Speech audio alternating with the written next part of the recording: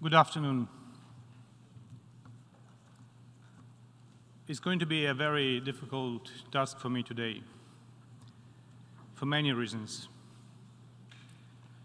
It's barely 4 p.m. in New York, but my day has started almost 14 hours ago. It started 14 hours ago because my country was under attack. My immediate family was in a residential building under attack, unable to go to a bomb shelter because there was no electricity. Because Russia has already killed some of my family members, and we see no end to that cruelty. But let me start with a quote from a very respected gentleman in his country, from the president who was the first president ever directly elected in his country in a democratic way. And that is José Serrato, Minister of Foreign Affairs of Uruguay, at the 6th plenary meeting of the UN Conference on International Organization in San Francisco on May the 1st, 1945, and I quote,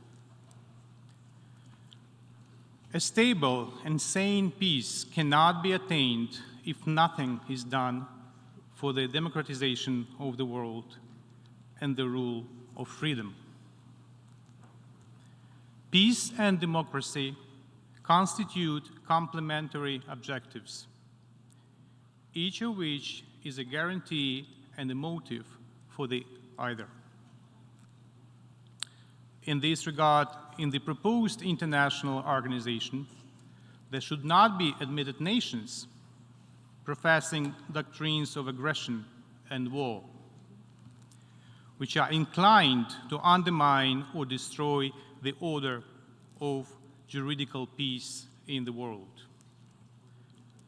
However, in order to be a member of international society, it is not enough to present the titles of peace-loving nations, but it is also necessary to be a freedom-loving nation. End of quote. José Serrato of Uruguay.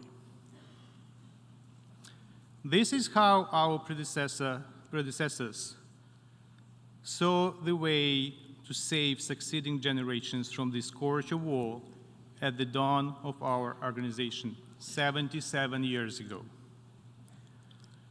Unfortunately, you can hardly hope for a stable and sane peace as long as an unstable and insane dictatorship exists in your vicinity. A dictatorship that actively uses missile terror against the civilian population and infrastructure of another state. Today, terrorist Russia shelled the capital city of Kiev and many other Ukrainian cities throughout the country with at least 84 missiles and 24 UAVs. Energy facilities, residential buildings, schools and universities, museums, and crossroads in the city centers were among the targets that the Russian Defense Ministry later declared legitimate. The entire world has once again seen the true face of the terrorist state that kills our people. Suffering defeats on the battlefield, Russia takes it out on the peaceful residents of Ukrainian cities. Today's strike killed at least 14 civilians and 97 were wounded. Deliberate targeting of civilians is a war crime. By launching missile attacks on civilians, sleeping in their homes or rushing to work, children going to schools, Russia has proven once again that it is a terrorist state that must be deterred in the strongest possible ways.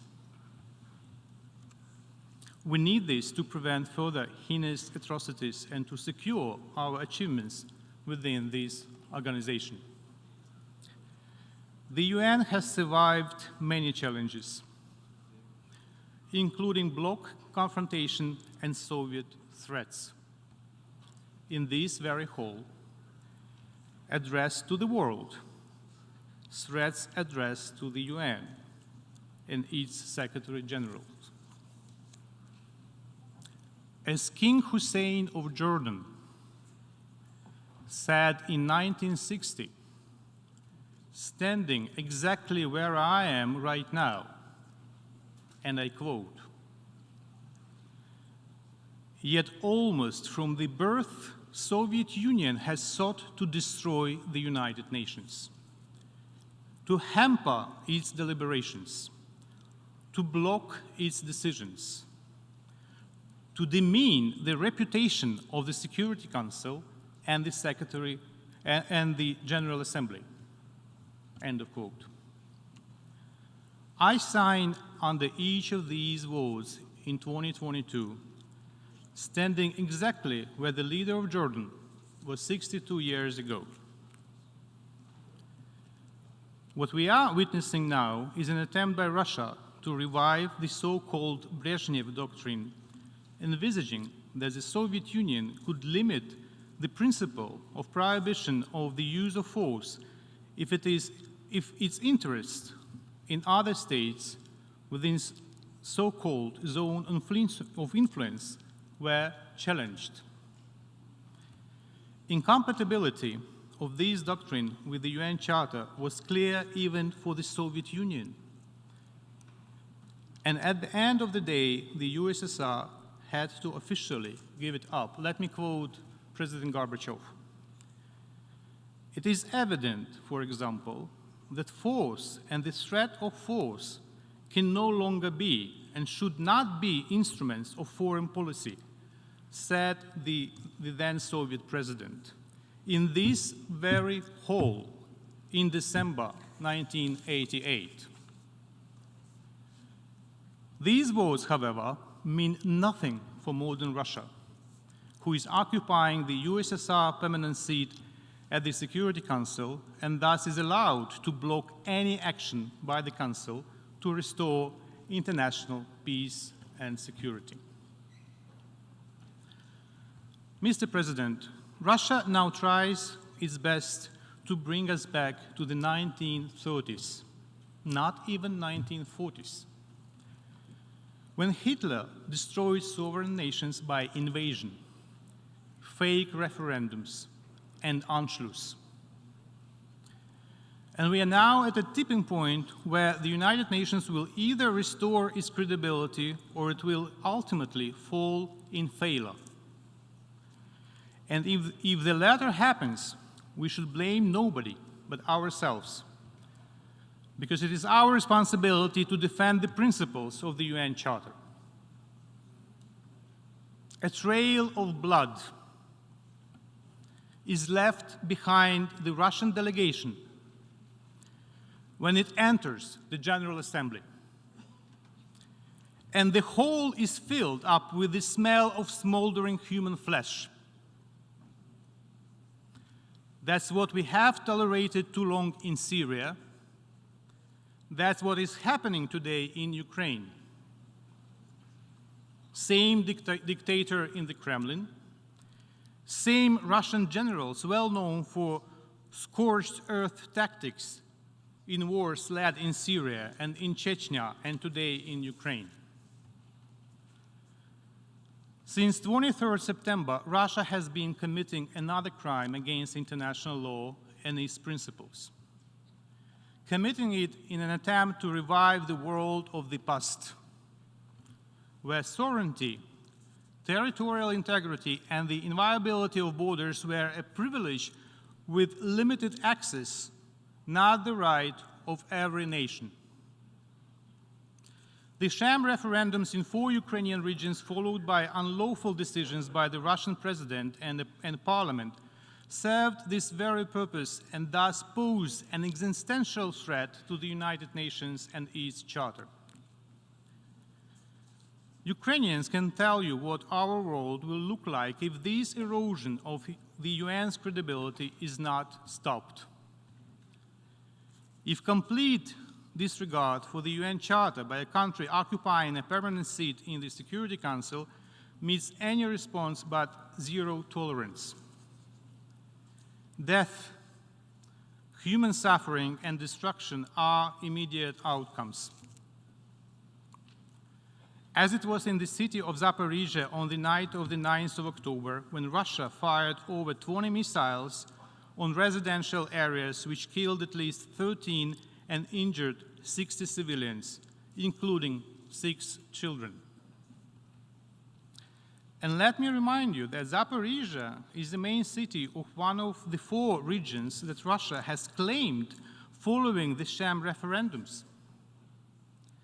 Moscow has even included the reference to Zaporizhia in its constitution.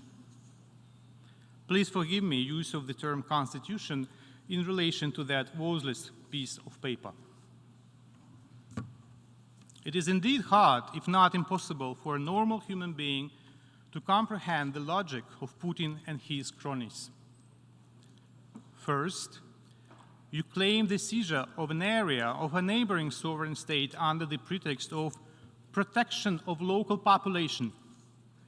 And then you kill this population with dozens of missiles.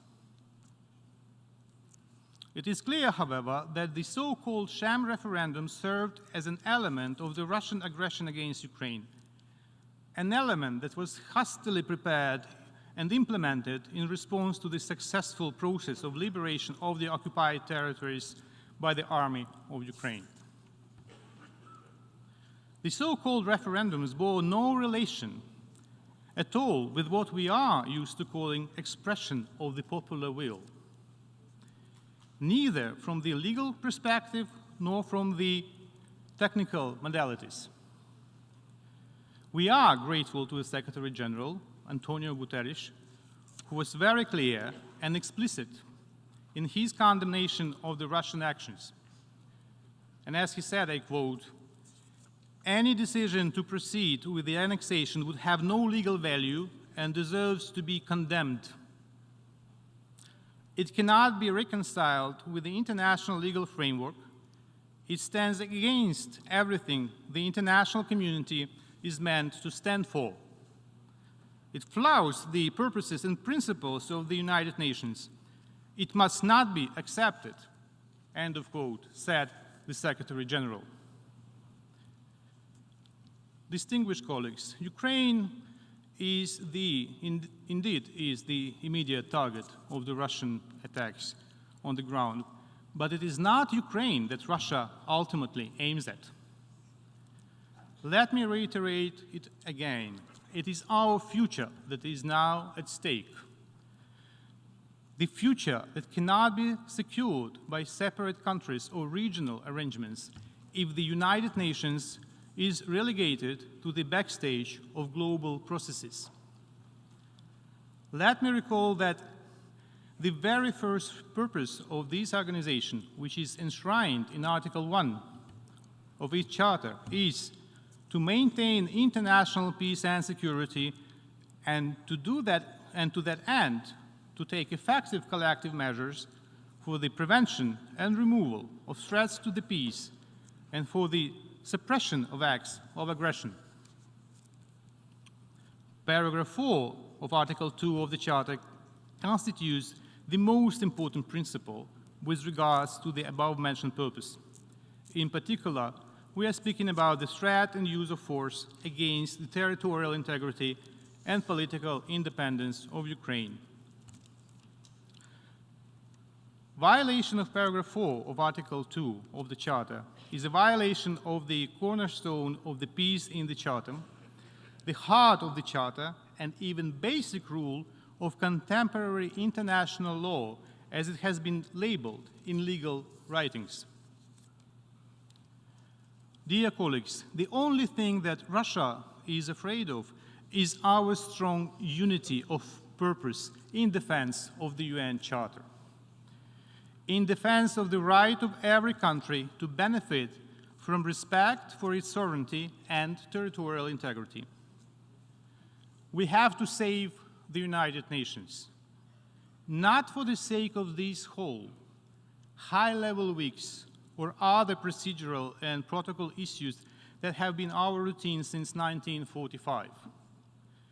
We need to do it for the sake of ourselves, as most of us will find ourselves extremely vulnerable and unprotected if the Russian vision of the future prevails. A future where only nuclear power, size of the armed forces, and number of warships and aircraft matter. How many of you would feel safe and secure in such a world? How many of you would deprive your children of the right to freely decide their own future? The answer seems obvious, and we have to rally around the UN Charter and to reconfirm that its principles remain a strong shield to protect all nations, large or small, members of alliances or neutral ones, on all continents. That was the spirit of our common commitment to save succeeding generations from the scourge of war. The spirit that guided our predecessors in San Francisco 77 years ago. The same spirit should guide us now, in particular during the vote on the draft resolution, Territorial Integrity of Ukraine, defending the principles of the UN Charter. As I started my intervention with a quote from Uruguay, and to illustrate what unites us all, even if countries are 10,000 kilometers apart. Let me finish with a quote from the French Foreign Minister, Georges Bidault, at the conference in San Francisco in 1945, and I quote, "Justice is another word we must reinstate in all its loftiness. Justice in keeping with international democracy. Justice which gives full recognition to the rights of all countries, including those which do not come under the generally recognized term of great powers. A point I would particularly stress," said the French Foreign Minister in San Francisco. It will be a vote for the UN Charter, for each country, for each of our citizens, for your families, for your children. A vote for justice, and I urge you to support the draft. I thank you very much.